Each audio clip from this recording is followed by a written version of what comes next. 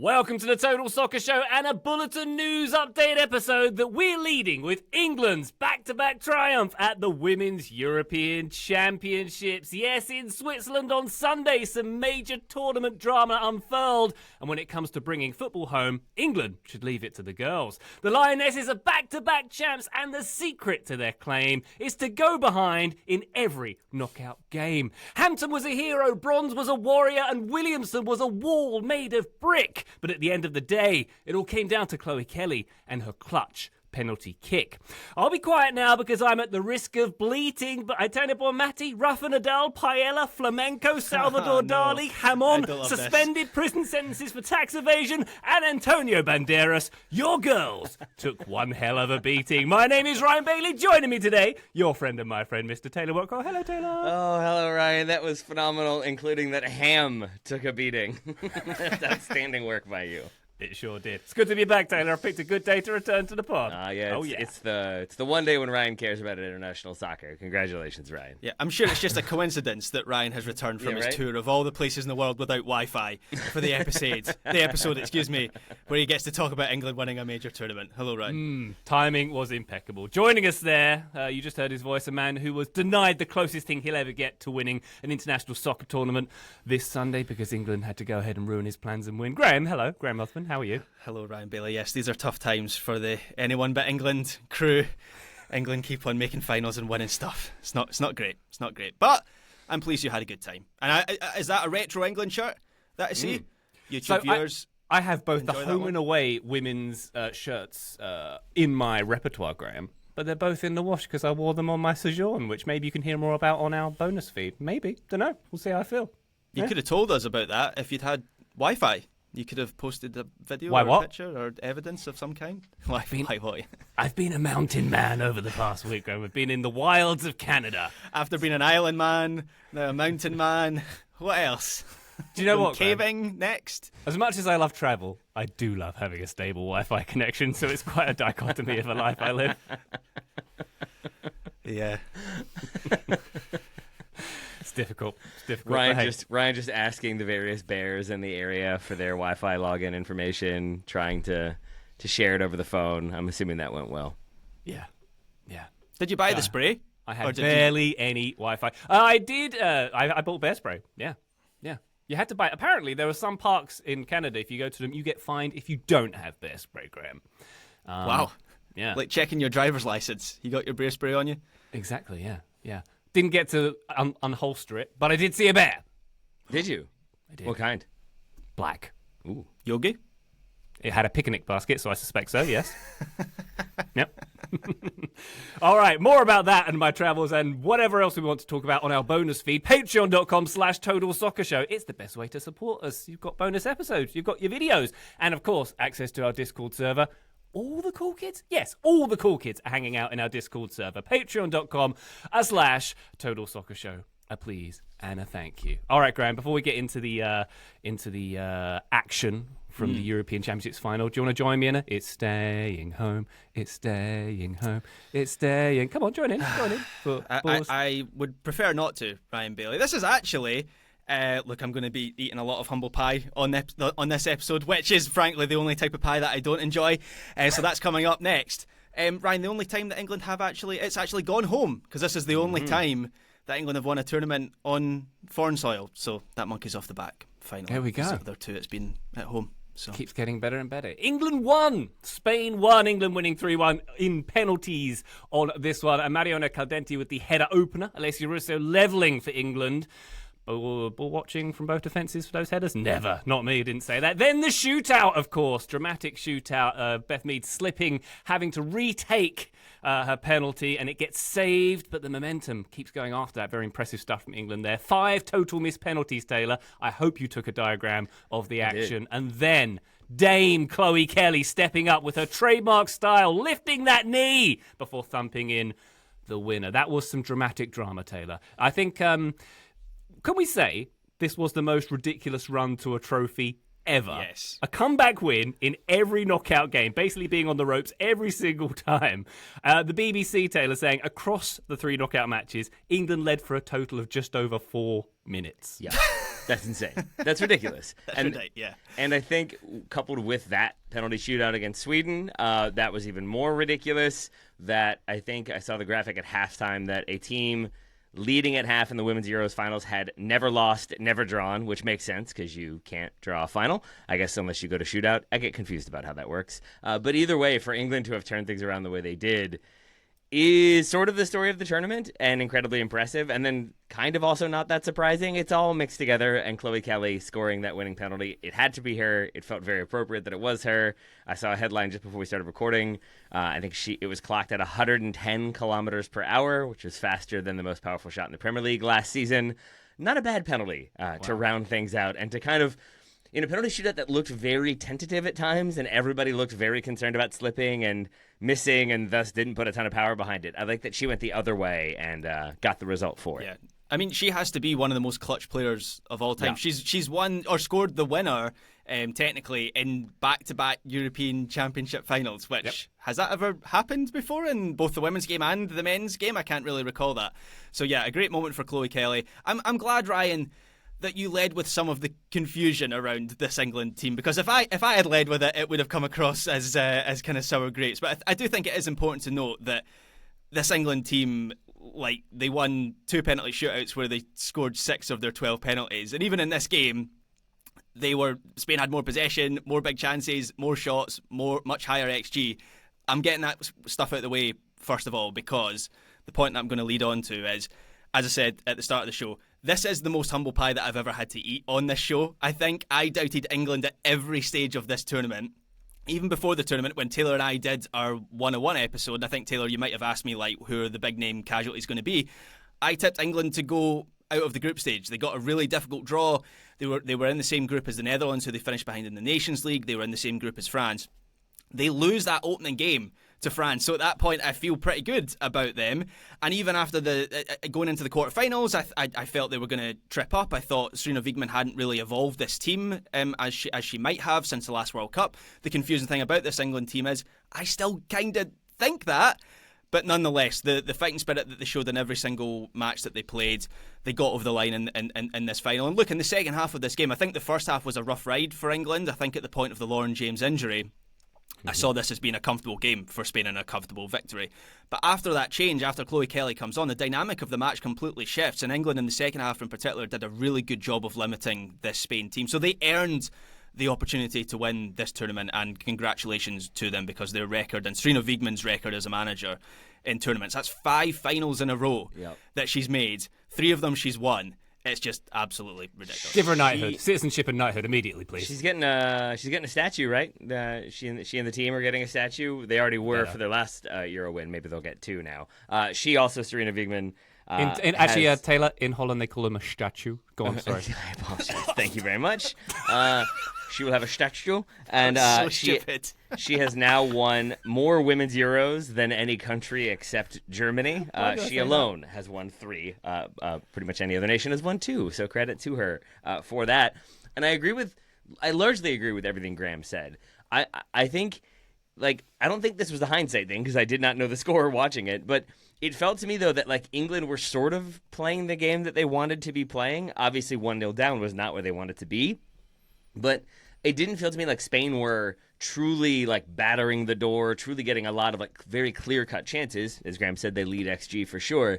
But, like, there are a few moments in there, but largely it felt like it was a lot of possession, moved England around, and then it would be a ball in that was cleared, or a ball that didn't connect, or a ball that was headed away, or collected by the keeper, Hannah Hampton. And so it felt to me like England were sort of frustrating Spain in the way that they weren't giving up clear chances. It's just that then they do give up one opportunity, and it leads to that goal. And so my feeling at halftime was that England would have been okay with the way the game was going if it had been 0-0, but now they have to find a way to get back into it. Or do you just kind of continue to bunker and then go direct? And it feels like they kind of threaded that needle really well. And I think the introduction of Chloe Kelly for Lauren James is the huge difference maker to me. But it's a strange one because Spain were totally dominant, but at the same time never felt like they were able to kill the game off, and obviously weren't in the end. So it's another sort of credit to Serena Wiegmann for making some changes. You could make an argument that maybe she shouldn't have had to make those changes by making them when she listed the starting 11. But all the same, it's the result for England that matters, and that result is a win. Yeah, and that's where Serena Wiegmann is a complete conundrum because, as I've just mentioned, her record is outrageous. She might be the greatest international soccer manager of all time at this point. I can't think of anyone in the women's game or the men's game that has the record that she has of 5 tournaments in a row. At the same time, she does make some baffling decisions. She's too loyal to certain players. She got her starting lineup wrong for this game, namely in the selection, as you say, Taylor, of Lauren James, who clearly wasn't fit. Chloe Kelly comes on. That's when the dynamic of the match shifts. And that's not me saying that in retrospect, because last week when we talked about this, Taylor, I've got the receipts that I said I think we both agree, like Chloe Kelly had to start the game over Lauren James. And I know there are people who watch more of the WSL than me who also think players like Jess Park and Grace Clinton and a few others should have been a bigger part of this team. There should have been more of an evolution. But Wiegmann has the trophies to justify herself. And the way that England respond in that second half, as I've kind of outlined already, was just really, really impressive. Where I think up until the Lauren James injury, there were moments where Russo was dropping onto Bonmati. That was then robbing England of an outlet in the attack. You had Bronze moving into central midfield. And actually I saw Michael Cox's article for the Athletic today. He said that and who am I to disagree with Michael Cox, he highlighted that as something that worked. I kind of disagreed. I thought Bronze moving into that central midfield was then opening up the wide areas for Spain to then overload both Bronze on that side and then Alex Greenwood. And that's when it felt like, for the first goal, you notice Leah Williamson coming out to, it must be Greenwood on the left side. That then opens up the space for Spain to make a pass into the box. They activate that space to get a ball in, and it's the header at the back post from Caldente. That kept on happening, and the rotations through the midfield into those wide areas and back into the centre of the attack, I thought was causing England real trouble, and they were in the wash machine at that point of the game. But then what bringing Chloe Kelly on does is it just gave England that bit of dynamism. It wasn't just the fact that Lauren James looked half injured that I thought Chloe Kelly should start over Lauren James. It's over Lauren James, yeah, excuse me. It's that Chloe Kelly has that bit of pace. She's also an excellent crosser of the ball, which is when you have someone like Alessia Russo or Michelle Adjaman when she comes off the bench as well. These are like focal points. They're penalty box presences. And we saw that with the equalising goal, where it's Chloe Kelly playing the ball into Alessia Russo, and it's a great header back across goal into the far corner. So I think Wiegmann got a little bit lucky in that if that injury doesn't happen to Lauren James, she probably doesn't make that change until the 75th minute, because that's the way that it had been for England at this tournament. But I accept, who am I to question Serena Wiegmann, because she's got all the medals in the world to prove me wrong. It's all 4D chess, Graham. I think you'll find, actually. So it was all part of the master plan. I think, Graham, there's several players who sort of pass into legend after this game. Obviously, Chloe Kelly is one who's taken the headlines, but Lucy Bronze, who admitted after the game she played the whole tournament with a fractured tibia, which, if you've ever fractured a tibia, that's no joke. Even depending on how much of a fracture it is, that's still a pretty painful thing to happen. She's basically hard as nails. She's built in the north. Berwick-upon-Tweed is where she's from, Graham, which is just a few miles from the Scottish border. Almost had failure in her veins, but she was born a few miles south. Tibia is arm, right? Tibia is leg. Tibia, foot. Oof.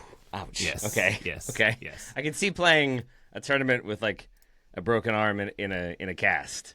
A broken foot/leg. That's harder. That's harder to do. She was the knight from Monty Python and the Holy Grail. It was a flesh wound. Exactly that. Another player Graham wanted to highlight was Hannah Hampton in goal as well. She had an all-timer in this game, and a very, very good tournament. Proved her worth as England's number one. This being one of Serena Wiegmann's decisions to replace Mary Earps, who subsequently retired from international soccer a few weeks before the tournament. But very, very capable was Hannah Hampton. I think the rationale was that she's better with the ball at her feet than Earps, and certainly to fill the shoes of Mary Earps is a tall order, and she very much did it. And something I did enjoy, Graham, was the penalty notes. Yep. She pulled up her sleeve. She had all the penalty notes. She literally had a trick up her sleeve for the penalty shootout, which I thought was wonderful. And the most remarkable thing about Hannah Hampton is that she was born without depth perception. Mm-hmm. This is entirely true. She was told she would never play professional sports.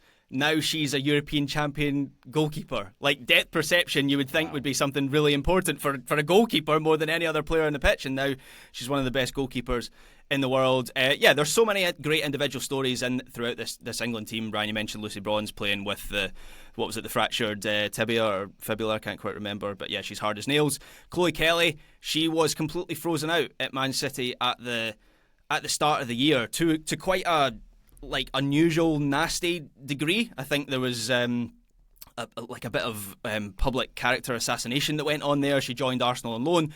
Keep in mind, she hasn't just won the International European Championship, she's won the Women's Champions League with Arsenal this season. So what an incredible 6 months that she has had. And then Michelle Adjeman, she was a ball girl at the last Euros. She'd played 9 minutes for England before this tournament. She's called up as, the comparison I made last week to Taylor was, she's called up as a bit of a Theo Walcott character for this team. But unlike Theo Walcott in that World Cup, what was that, 2006 World Cup he was called up for? Doesn't play a minute in that tournament. Adjeman has been like the most reliable impact sub off the bench, along with Chloe Kelly in this tournament. So yeah, just some incredible stories. And I think a tournament that just highlights how high England's, I was going to say their ceiling, actually. I think it's their floor. Their floor is so high now, where even in a tournament where things went against them here, I'm not convinced Serena Wiegmann made the correct decisions in every single game that they played, but they still make it to the final. They still match up against this Spain team who had looked utterly dominant coming into this tournament, and they win it. And yeah, okay, they rode some of the margins in these games, but this is a team that coming into every major tournament now is going to be competitive, and the US and Emma Hayes should anticipate that ahead of 2027. Yes, indeed. Let's chat a bit more about that and much more about this game after this quick break. Join us then. Total Soccer Show, welcome back. Taylor, you will have noticed in our Slack chat, our private Slack chat, that half time of this game, I basically sent a message to the effect of, I don't see how Spain come out of this with anything but a comfortable win, because I've been hurt by an England-Spain games in major finals before, in both the men's and women's games.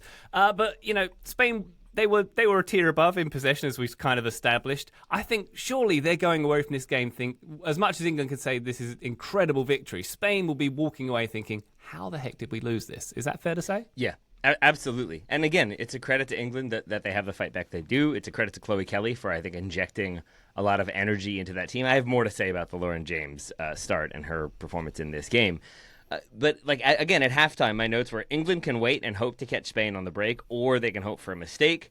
I think direct down the wings and 1v1 dribbling is good, but it means you might lose the ball centrally or in disadvantageous positions.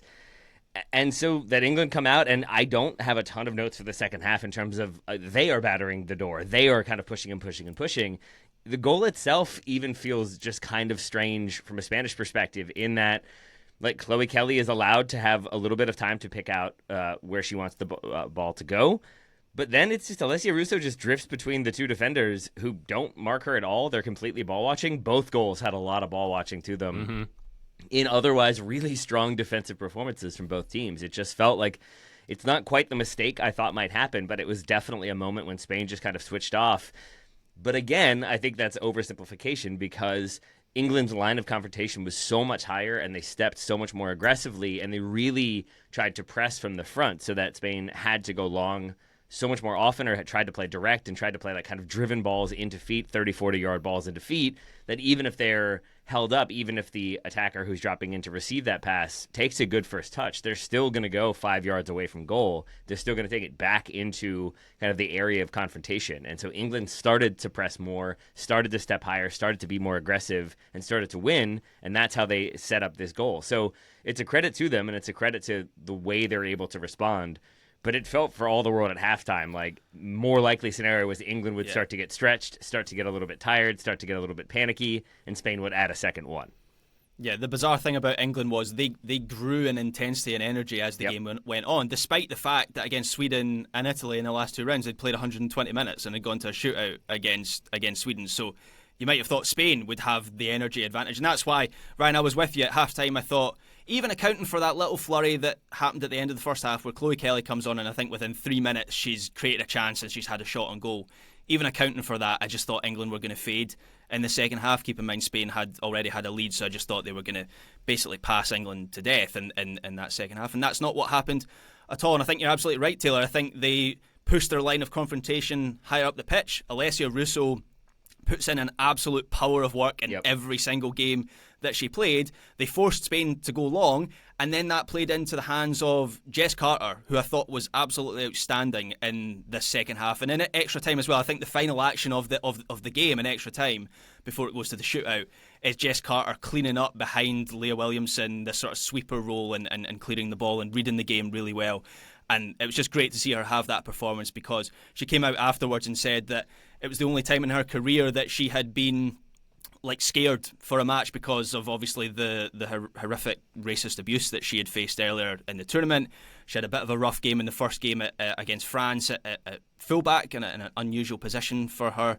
But nonetheless, Serena Wiegmann, and this is where, look, Serena Wiegmann deserves a huge amount of credit. She made a change there. I think it was Esme Morgan that comes out of the defence. Jess Carter comes in. I don't think people had anticipated that. And she was absolutely tremendous in this game. The Lauren James one, though, it still confounds me, not to go back to that one. But, if you look at the Spain goal for a moment, it's James just not marking Batia at all after there's kind of been a couple of different passes. She loses her multiple times in a 10-second sequence and then does not track her at all. And even as Batia is kind of driving towards the end line to play that ball back across, James is just sort of jogging back towards the middle. And I get the idea of you play her, you kind of use her as a more defensive option, you sit her a little bit deeper, and then she can theoretically, on the dribble, maybe evade some pressure and carry you out to transition to attack, but also she can move central to help defensively, but also help with some possession. But instead, it felt like she was a point of vulnerability over and over and over again. And it was one of those games that when with Spain, they're moving the ball so quickly, they have so many passes. Again, not able to create a ton with it, in my opinion, but they still just kept finding that open pass or that open player or a couple open players. And Lauren James is a reason why there are so many options down that right-hand side for Spain. And when Chloe Kelly comes on, it's not that she's necessarily doing what Lauren James was trying to do, but better, because I don't think she's moving centrally at all. She's not trying to help out of the middle, but she is pushing higher and staying wider. And you then, if you're Spain, have to worry about that. And you have to kind of keep players back a little bit more. And once you, England, start to disrupt the way Spain are building, the way they're kind of getting numbers into advantageous situations, some of that possession breaks down, some of that fluidity starts to stall. And I do think that is a big reason why England are able to kind of wrest control back in and end up getting that goal, is because Spain just started to look more fragmented and less certain of how they wanted to play. And then their substitutions, I think, really don't help. Once Putellas comes off in the early 70s, but then you get Athenia del Castillo off, Esther Gonzalez comes off, and Olga Carmona in extra time. All of those were key players. All of them, I'm sure, very fatigued. But their replacements looked nervy, looked like maybe they weren't kind of up to that speed where they needed to be. And so there are missed opportunities. There are really good chances that just go wanting. Not even the one that goes through Parayuelo's legs when she tries to go for the Billy Baldwin reverse shot. But that ball's behind her. I don't really blame her for that. But there's other ones that I think Vicky Lopez especially has one right at the end of the game that she just shoots high and wide when she absolutely did not need to. Easily could have put that one on frame. Should have done better there. Joe's not here, so I can say that. And it felt like Spain really kind of lost control of this game, even as England were actively working to gain that control. It's kind of both things in this situation for me. And their best players really didn't show up in this game. Putellas had a quiet game. I'm not sure, to your point, Taylor, that the change really improved things, but I think there was some justification for bringing her off at that point of the match. I mean, Bonmati had moments and threatened, but it felt like her execution was off in the final third as well. And by the time Claudia Pina comes off the bench, which I think was one of the questions over Spain's lineup, was whether she would start, and in the end it's still Castillo who starts on the wing. But by the time Pina comes on, England are quite deep, and there's not a lot of space for her to do her thing where she likes to cut inside off the wing and get shots away. And then Palazuelo, who I've always been a big fan of. I don't think she has quite progressed since the last World Cup in the way that we maybe anticipated, where she was an absolute live wire in that tournament. And in this game, she just has her feet on backwards with a number of scuffed shots and poor efforts that she had. And of course, she misses the penalty, and I just knew she was going to miss that penalty. The way that the game had gone for her, and she kind of screws the finish wide of the post. She doesn't even force Hampton into a save. So when you add all of that up, that was always going to impact Spain. And look, that was the sort of thing England needed. They needed to put themselves into a position where they could take advantage of a below-par Spain performance, and they got that, and they did take advantage. I always try to see, jump into the shootout for a moment, I always try to gauge whether or not I can see confidence or lack thereof in a player. And it really is kind of 50-50. Like half the time that I'm like, oh, this person does not want to take this penalty. They do not look confident. They rocket into the top corner, and I am very much incorrect. But in this case, Caldente, Aitana Bonmatí, and Parayuelo, all of them I have in my notes before they took, does not look confident, does not look like they want to be here. All three of them ended up missing, and it was just so tentative, the way they walked up, the way they put the ball down. Even there's that delay after the referee blows the whistle where sometimes it looks like a player is focused. But you can see on a couple of them that it's just like, I don't know what I'm doing here, and it just does not look confident and composed the way we have come to expect this Spanish team to look. By contrast, like the Beth Mead one that Ryan mentioned earlier in the show, when she scores, then has to retake it because she has the double touch because she slips, and then she ends up missing. I mean, that could have blown the confidence entirely. It really could have broken England in a way. To think you started it off, I guess not perfectly, since you never really want your taker to fall over as they're taking a penalty, but to get the goal, to be ahead, and suddenly now you're down, and then Patry steps up, she buries hers. That could have been a huge momentum breaker, and it's a credit to Alex Greenwood that she takes hers the way she does. It's a credit to Niamh Charles, who comes on as a late sub. The way she takes hers really emphatically, I think probably the best penalty on the day until Chloe Kelly's. And I think England really proved themselves in that shootout and showed why they were there and showed that they had just kind of the steel to get it done. Yeah, I think the confidence thing's a really good point, Taylor. When Chloe Kelly goes up, it almost looks like she's trying to hold the smile back, like, I'm going to win this right now. Oh, yeah. And that's exactly what you want, right? There was never in doubt, right? Like, as soon as she's there, it's just like, oh, okay, well, this is a goal. Like, there's no chance she's missing. This is what she does. It's kind of ridiculous that it keeps being her. But, I mean, Catacoy, for her part, the Spain goalkeeper, goes correctly 4 out of 5 times. So if those penalties aren't better taken, if they are hit with a little bit less power or a little bit less placement, as was the case for Alex Greenwood, there's a few more saves in there, and this is a very different shootout. Hannah Hampton, for her part, goes correctly 3 out of 4 times. She had the cheat sheet you noted, Ryan. I thought she did really, really well with her saves. Even the Parayuelo one, she doesn't make the save because it goes wide, but she has that covered, and I think even if that were on frame, if it's just like kind of on the other side of that post, I think Hampton is there to make that save. So she does really well. She backs her notes. The only one she doesn't go correctly on is the first one, Patry, when she goes right down the middle. Not quite a Panenka, because it's sort of just like an instep pass into the goal, and I feel like she was doing something specific because maybe she always goes to the goalkeeper's left, the taker's right, and so that was maybe a fluctuation. But Hampton sticks with the notes from then on and makes the saves, and it's a credit to her, and it's a credit to England. Yeah. Graham, I think you said earlier, was it England converted 6 out of 12 penalties in shootouts in this, so against Sweden and in this game as well? It seems to me that, like, it's just incredible that this England team goes all the way, having performed like that in 2 shootouts. And it's not that it was not a case of who was best at the shootouts; it was who was worse. It almost seemed in this circumstance. Yep, I am very wary as coming across as the better Scot, but it honestly does defy logic. Like, if you were kind of assessing this tournament, you think, okay, did England play well in the knockout rounds of this tournament? No. Okay, but they were good at penalties.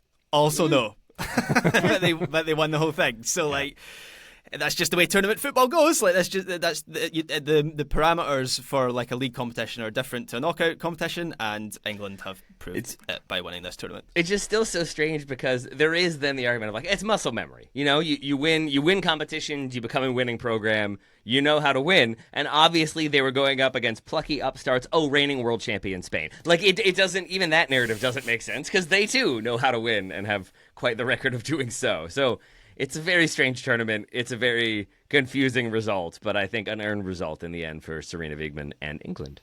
Yeah, definitely so. And the Chloe Kelly, it's 110 kilometres an hour. I speak something kilometres now. I've just been in Canada for the past week. I think she had a record-breaking speed of shot in the previous tournament, if memory serves, as well. It does seem to be, Graham, an advert for just thump it as hard as you can, because those who didn't tended not to succeed. I mean, that was not that I'm comparing my under-14s football to a European final, but that was always my method because I didn't have the skill to do anything else. And you would just like take the net off and take the goalkeeper into the net. And Chloe Kelly, if she can hit a ball that hard, keep doing that because she's just... I know she missed a penalty in the semi-final, but she follows up with the rebound and still manages to score that goal. But from what I've seen, she is just the best penalty taker or was in this tournament. Like every time she stepped up, you just felt like she was going to take the net off. She did in this game. And I think Niamh Charles also put some power behind hers. It felt like for Spain and for a few of the England takers, after there is that slip for Beth Mead, there is a very noticeable divot right next to the penalty spot. And I just think like when I play golf, I hook every shot like 9 out of 10 times, because right as I'm about to make contact, I don't play golf very often for this reason, right as I'm about to make contact, I think, don't hook this one. And then I hook it, of course, because as soon as you think it, you do it. And it just felt like they were so focused on foot placement and plant foot placement and not losing that plant foot that there was such a sacrifice of any level of power to the shots from Spain. And so, okay, if you're not just going to pick your spot and thump it as hard as you can, if you're going to go with maybe a little more placement, a gentler run-up, then it has to be on the floor and it has to be to the corners. And so many of the Spain takes were in the exact wrong spot. It's like a foot to 3 feet off the ground to either side of the goalkeeper. If they dive in that direction, some part of their body is going to make the save. If not their hands, then their feet or their stomach or whatever it might be. And that was what stood out to me, is that like even the first one from Patri, as I said, it's not a Panenka. It's a pass right down the middle that if Hampton maybe doesn't like dive early or just keeps her footing a little bit longer, she probably saves that one too. I don't understand what they were going for other than I hope I don't slip. I'm just going to pass this one and hope it goes to the right direction. But again, you're kind of hoping. There's a lot of it in your head. It seems like there's a lot of external concerns there, and you're not overly focused on pick a spot, hit it very hard, and bury it, as Chloe Kelly did. Indeed. Graham, my last question here. Is this game a victory for the proper football man, or a proper football woman, if you will, in that the most attractive style doesn't always triumph? It was discipline, it was being tight at the back, it was never stopping running, but got this over the line for England. Is this a proper football man victory? What you're saying is, was this a victory for English footballing, proper English football values over those foreigners from Spain, led by a Dutch pragmatist? Yeah, exactly. Yeah. Oh no, I don't love the precedent for that with Tuchel next summer. Let's hope that doesn't lead to anything.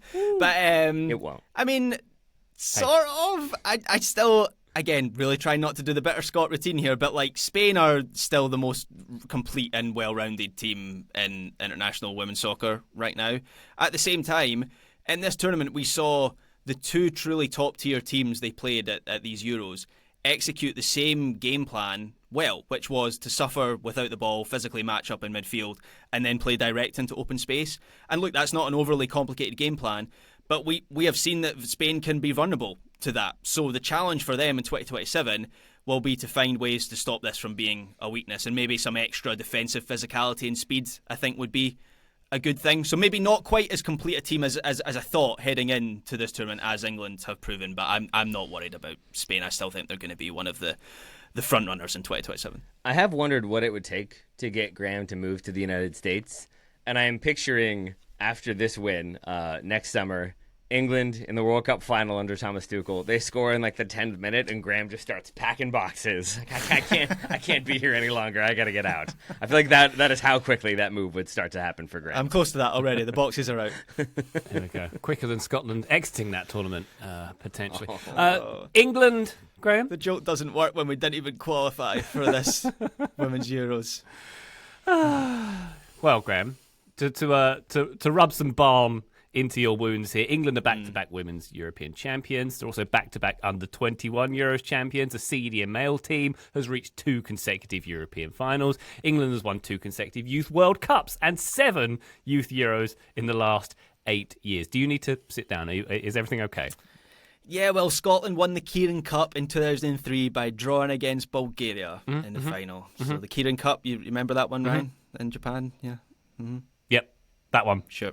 Yeah, we've got that. Very good. Congrats. A huge congratulations to the England women's team, of course. I think there's going to be a trophy parade of sorts in the next couple of days in London as well, so that should be lovely. It was weird, by the way, to see a trophy presentation on the field here with an English team in it this summer without a strange orange man standing there in the middle of the celebrations with them. That was quite an odd facet, because that's what we're used to this summer with English teams with trophies. But let's take a quick break. When we come back, we'll look at some of the friendlies that have been taking place over the last few days, because domestic men's soccer, it's coming back. Join us then.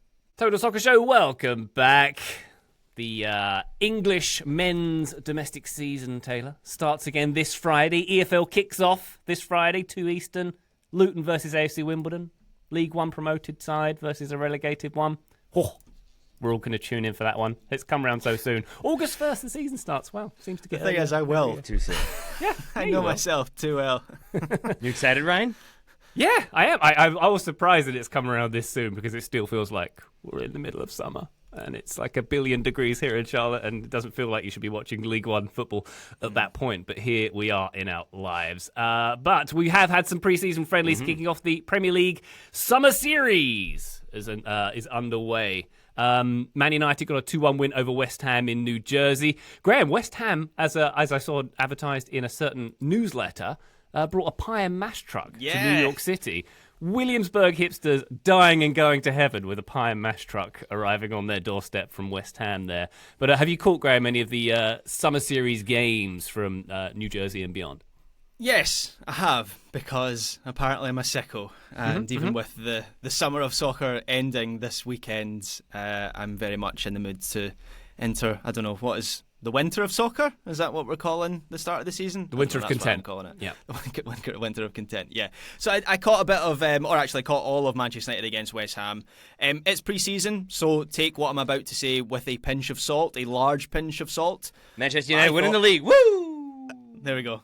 Well, we're gonna need a lot of salt for that take. I thought Man United looked relatively good in Manchester United top half of the table, huh? Yeah, that's all right. 15th or higher. Maybe a little bit of salt still required for top half of the table. But yeah, they looked good and they beat West Ham 2-1. Particularly the first half I thought was really positive. One thing that stood out to me is just how much fitter they look. And I think we learned how much of a focus Amarin is putting on that by the fact that he left out Brian Mbeumo. Not for any particular reason. Apparently he's just not fit enough yet. So that says to me that he wants a much fitter team. He wants a much more physical team. There were a lot of times in the first half in particular when I thought Man United just looked a lot quicker than I remember them last season. Again, pinch of salt for what I'm about to say here. But Rasmus Højlund looked like the player that started... Taylor, you'll remember like when he first comes into Manchester United, it was like this injection of pace and power, and that kind of dissipated, particularly last season. But he was back to being that player, and there was one moment in particular when he was lightning quick to get in behind, I think, Max Kilman. He leaves him in his dust, and then he pings a shot off the post, and he just wasn't doing those sort of things last season. I thought Dorgu was really good at getting up and down the left, the wing. Ugarte was pretty dominant as an enforcer in the middle. He was playing alongside Kobe Mainu. Both of them were pretty positive. If Amarim's able to get Ugarte back to being the player that he was, keep in mind he's coached him previously at Sporting Lisbon, then that would be huge for Manchester United. And then Cunha and Fernandes, they started as the 2 10s. They were exchanging quick passes between them, and again everything was done at speed. What's interesting about that is Fernandes played the previous game as an 8. When Mbeumo comes into this attack, that's surely going to be Bruno Fernandes' position. I can't figure out how he gets 3 10s into the same team. But Amarin has options there that he didn't have last season. Graham, so would the positive. idea, do you think, be that like if you're playing maybe teams that are going to be a bit more defensive, that are going to just try to like bunker and make life difficult for you, as teams so often do, especially at Old Trafford, that you play Bruno as one of your kind of 2 more central midfielders? So maybe it's Bruno and Kobe Mainu, maybe it's Bruno and Ugarte, and then you have Mbeumo and Cunha with a striker ahead of them? I think that's probably the idea. The problem is that every team in the Premier League is capable of hitting you in quick transition with quality, and then that puts a lot of pressure on. Not every team has Ugarte. Harry Maguire, so counterpoint dumped. Not the counterpoint that you think it is. But yeah, it puts a lot of pressure on Ugarte. That's kind of why I highlighted Ugarte. If they can get him to be a real like physical presence at the base of that midfield, that's huge. Otherwise, they're going to get torn to shreds because Bruno Fernandes, great player. I'm not convinced that he's like a natural number 8. But yeah, I thought the first half was really positive for Man United. Second half, lots of changes. It became very like pre-season-y. But some encouragement, finally, for you, Taylor, to take from this game. Hey, there we go. Ryan, are you just going to let him sit here and bash England legend Harry Maguire like that? You're just going to let that slide? I think we should draw as many conclusions as possible from this non-competitive Man United victory. It's all good things, Taylor, all positives. It's going to be a great season for Harry Maguire and all and sundry at Manchester United. Congratulations on the title win. Let's put it that way. That bear that I hired to get you really didn't do its job. That's all I'm going to say.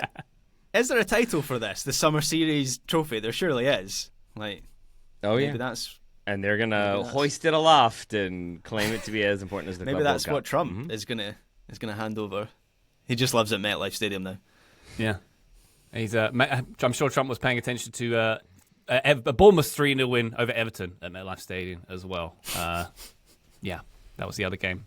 The Summer Series moves on to Soldier Field on Wednesday. Let's keep an eye on that one. Over in Singapore, Arsenal with a 3-2 win over Newcastle. Mr. Gyökeres introduced on the field in his shirt, and there was a tiny little 15-year-old boy, Max Dowman, back on the field. Max Dowboy, more like? No? That's up there with your statue. All right, I'll see you guys later in this episode. I mean, I also watched this game. I was interested in seeing how Arsenal would shape up with some of the new signings. In the end, it was only one that actually started. Zubimendi starts. Although Norgard comes off the bench in the second half, as you say, Ryan Gyökeres was there, but only to be presented to the fans. Two players were impressive.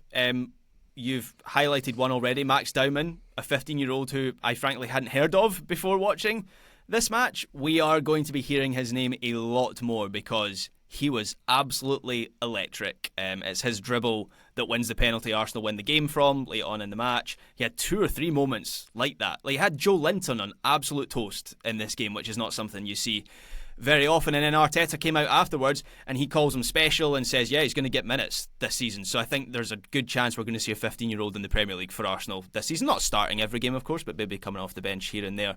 So plenty for Arsenal to be positive, not least because of the performance of Kai Havertz. All this focus on Victor Gyökeres and this search for number 9. I don't think Kai Havertz is going to be easily dislodged from that position. I don't know if you guys have seen Kai Havertz recently. He has spent the last 4 months in the gym, by the looks of things. With Mesut Ozil. With Mesut Ozil, his best pal. I mean, to be fair, it's a similar transformation. Do you remember Leon Goretzka came back one season and was just an absolute machine? I think Kai Havertz has been training with Leon Goretzka. I know on the pitch he was really good. I think we saw with his role for the Marino goal in this game how good he can be as someone to bounce passes off, and his positional awareness has always been really good. If he's added a bit more physicality to his game, that could lift him to an even higher level. So, Arsenal were looking pretty good in this game. Good stuff. Marcus Rashford has made his Barcelona debut as well in a 3-1 win over Vissel Kobe. Subbed on Graham in the second half. I think Hansi Flick changed the entire 11 for Barcelona coming into the second half. Then subbed off again, but mixed to positive reviews I'm kind of seeing here. Yeah, mixed I think is probably right. I ended up watching this game because it was on DAZN in the UK and my subscription is still active from the Club World Cup. So I thought I might as well. This game nearly didn't happen because Barcelona last week cancelled it because Vissel Kobe hadn't paid the money up front for them to travel to Japan. I think that payment was then made and they ended up playing this game, which was a relief to Liverpool, exactly. Relief to Marcus Rashford, ends up making his debut. I thought he looked largely rusty, which is understandable considering how long he's spent putting the bins out at Carrington this summer. But he was maybe trying a little bit too much. His touch was off. At the same time, he has a nice shot at the near post. He then sets up Rooney Bargi for a shot inside the box. And that, by the way, was the new signing that I thought looked most impressive for Barcelona. Rooney Bargi, whose signing at Barcelona has flown under the radar a little bit. Of course, we all remember when he burst onto the scene at FC Copenhagen. I think he scores that goal against Manchester United, which then creates the Rooney scores against Man United headlines that I remember. Since then, sort of stagnated. But Barca have picked him up for next to nothing in the transfer market. It's kind of a free hit on him. He's still only 19 years old. The talent is there. He comes on in the second half. He likes to come inside off the right, get into the box. His goal was a really nicely guided finish into the corner. So I'm really interested to see what he does this season. He's not going to be a first team figure for Barcelona, but this summer was all about adding options for them, certainly in the attack. And I think Bargi is going to be one of those options off the bench. Very good indeed. One final thing on our running order for this here show, which Graham has added. Bend It Like Beckham, just the 23 or so years after the Bend It Like Beckham film came out, the original director, Gurinder Chadha, says a sequel is coming in 2027. Are you excited, Graham? I am excited. Bend It Like Beckham was a good film, right? Taylor, what was like the cultural impact of Bend It Like Beckham in the US? Because like in the UK, I think it was pretty big for like it was a big moment for women's football in the UK, and also for like Indian representation in Britain as well. Did it make much money in the US? Like, because that would have been 2002, so that's 5 years before Beckham's LA Galaxy move. Yeah. Is this part of him becoming like known in the US? Yes, it's a really. I mean, maybe this is like too nerdy, but I believe it's like right when he moves to Real Madrid, isn't it? That it, if not when it releases, that when it's about that time. It comes out over here. So I just remember as a Manchester United fan being sort of like, oh great, a movie about how incredibly good he is, and it's not really about how incredibly good he is. That's a very small part of it. But I think that was kind of odd. That it's like, wait, but he doesn't play for them anymore. He doesn't play for that team that it's all about. He plays for. But I think I remember like my parents going to see it at the Independent Theater here in Richmond and coming away really enjoying it and really enjoying the messages and really enjoying a lot of what you've already talked about, Graham. So it's a good movie, albeit with some of the worst soccer on screen of any movie. The goalkeeping in particular is pretty incredibly poor. So maybe in the ensuing years, that's what they've been working on. It will all be righted by the time the sequel comes out. Keira Knightley's had 23 years to practice some of those drills. So, what do we think it will be about? Because it is like it comes out at a very different time when like soccer in England, women's soccer in England is not what it is now. Certainly, you don't have two-time European champions England. Like I wonder if it will be.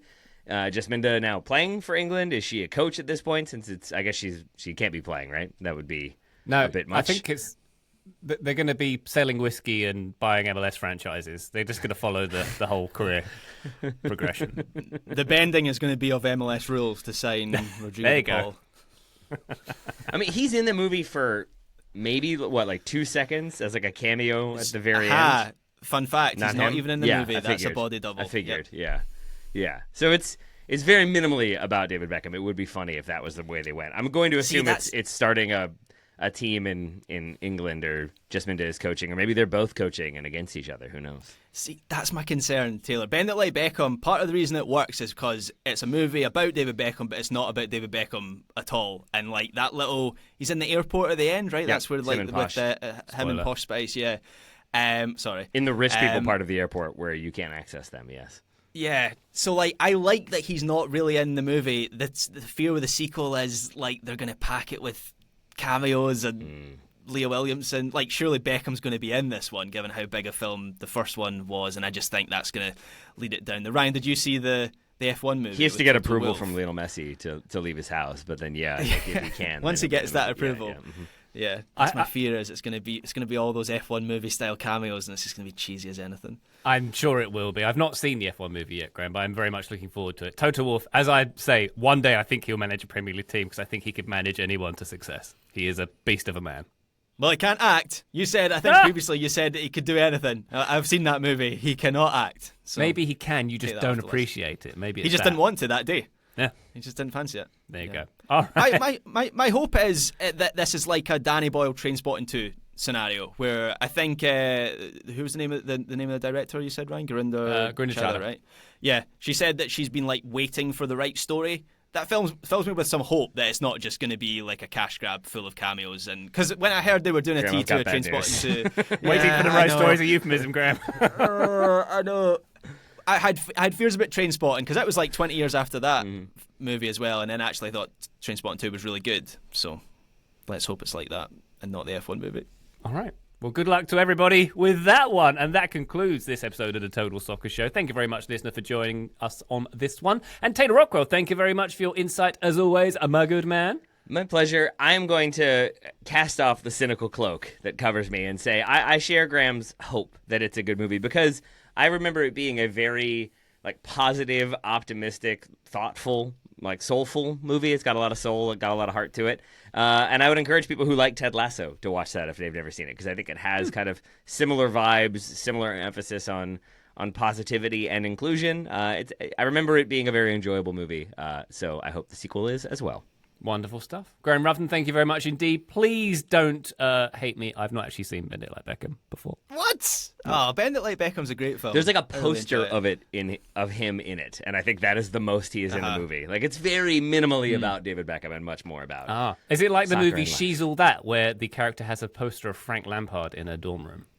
Yikes. No, I mean, it's so much Is it better She's All than That? Is that the movie, one? but yeah. She's the man. She's the man. She's Yeah, the I know. man. I knew what Yeah. you were talking about. She's the man. Yeah. She's all Yes. that is the one where she wears glasses and is therefore hideous.